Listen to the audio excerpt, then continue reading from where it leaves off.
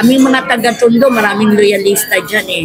From the start, from panahon pa ni Apo Lakay. Oo, ako po ay nasa kolehiyo that time na talagang isa na ako sa talagang humahanga sa mga Marcos. Actually, nung pinaalis sila dito, miyak talaga ako nung sumulat pa nga ako ng tula. But anyway, until now, kami, pamilya namin, loyalista kami. Ma'am, ngayon kasi meron si walang kumpansyon si PBBM sa bayan, Pilipinas. Mag-resign na lang. Kayo po ma'am, bilang isang loyalista at bilang isang supporter ni Pangulong Marcos, kayo po kayo pabor o hindi at bakit po? Naku, hindi po ako pabor doon. That is uncalled for. Unang-una, kami, alam naman, sa totoo lang naman, sino ba nagpanalo ng boto ng pamilya nila? Kung hindi, tayong mga loyalista yon, I still do believe na sila ang may utang na loob kay Pangulong Marcos. Sapagkat, unang-una, sasabihin ba naman yun nila, parang unethical for a government official na dapat nasa administration ka ng Pangulong Marcos, dapat ibigay mo yung due respect. And if you really love your country, syempre, dapat nandun yung respeto, lalong-lalo na sa ating Pangulo. Hindi natin papayagan yung mga bagay na siguro mas mabuti sila na lang ang mag-resign kaya. Dahil parang wala naman ako nakikitang accomplishment.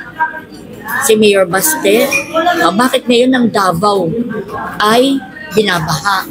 Nasa na ngayon? Ba't hindi rin nila sagutin yung 51 billion na kanilang budget? Until now, query pa rin sa atin mga Pilipino yon. Basta kami, magmula nung nahalal bilang Pangulo si Ferdinand Marcos Jr., nakita natin ang pagbabago. Doon naman sa iba, just wait kasi hindi naman ganun kadali. And nakikita na naman natin na talagang napaka-workaholic ng ating Pangulo. Diba? Ang daming mga invitation coming from different countries, meaning talagang magaling siya. At unang-una ang prioridad niya, yung maiangat ang antas ng buhay ng bawat Pilipino dito sa ating bansa. In terms of economy, medyo okay ng economy, globally competitive na tayo, di po ba? Yan ang sinisikap at ginagawa ng ating Pangulo upang magbigay ng magandang buhay sa atin and for the future generation to come. Kumbaga, sinisuguro ng ating Pangulo na tayong mga Pilipino at the end of the ay merong secure future for each and every one of us. So, please lang, wag naman silang magsalita ng gano'n kay Pangulong Marcos. Kami ang makakalaban nila, kaming mga loyalista.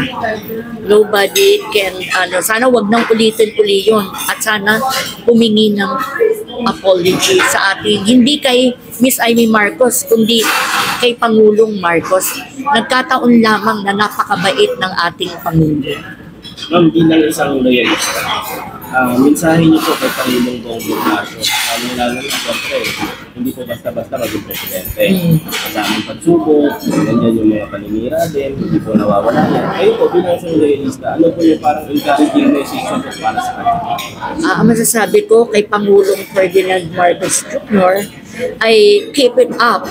Huwag po kayong mag-alala, Pangulong Ferdinand Marcos. Narito po kami sa harap at sa inyong likod upang ipagtanggol po kayo sa mabuting ginagawa nyo sa amin sa ating bansa at sa ating lahat.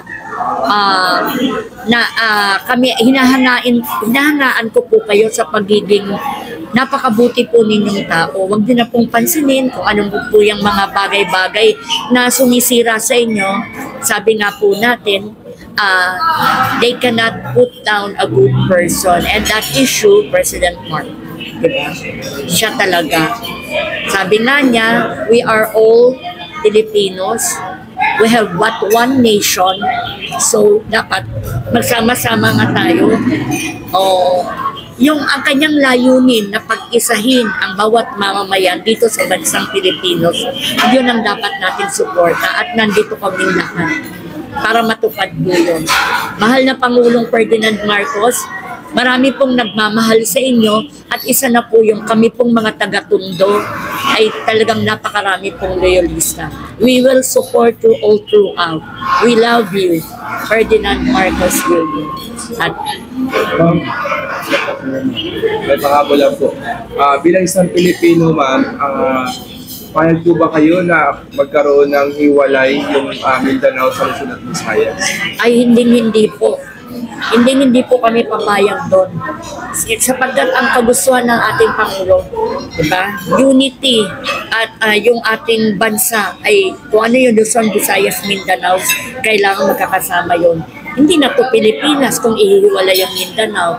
And for those na nagpaplano ng ganon, I don't think na matutupad yun. That will be a failure. Ma'am, sa palagay niyo po ba, bago matapos ang termino na ating Pangulong Marcos, may babalik na ba sa 20 pesos ang presyo sa kilong ngayon? Sa palagay ko, hindi naman ganun kadali. Pero sa pagsisikap ng ating Pangulo, magtiwala tayo sa kanya. Kasi hindi naman sinabing ganito, ay ito na. Kasi tayong mga Pilipino, dapat yung ating resiliency, yung ating patience, tulungan natin si Pangulong Ferdinand Marcos na magkaroon ng and moral support for him na matupad yung pangarap na yun sa bawat Pilipino. I think magagawa po yan. I still do believe in that. Ma'am, mensahe nyo na lang ma'am sa mga kababayan natin na nawawala ng tiwala namin kay PBBM kasi dahil daw dito sa mga nangyayari ngayon. Iba na Discourage daw po. Siguro yung mga sinasabing maraming nadi-discourage, gawain na lang ng mga mapanira yun eh. Gawain na gustong paghiwa-hiwalayin ang ating mga kapwa Pilipino natin. Pero I always still do believe na ang mga Pilipino ay yung solidity, yung pagkakaisa, nandyan pa rin. At hindi basta-basta madi-discourage. Alam niyo naman mga Pilipino through thick and thin, at lalong-lalo na nakikita natin ang pagsisikap ng ating Pangulo para lahat ginagawa niya para sa kabubuti ng bansa, ay I don't think na yung sinasabi nilang maraming nag-discourage. I don't believe.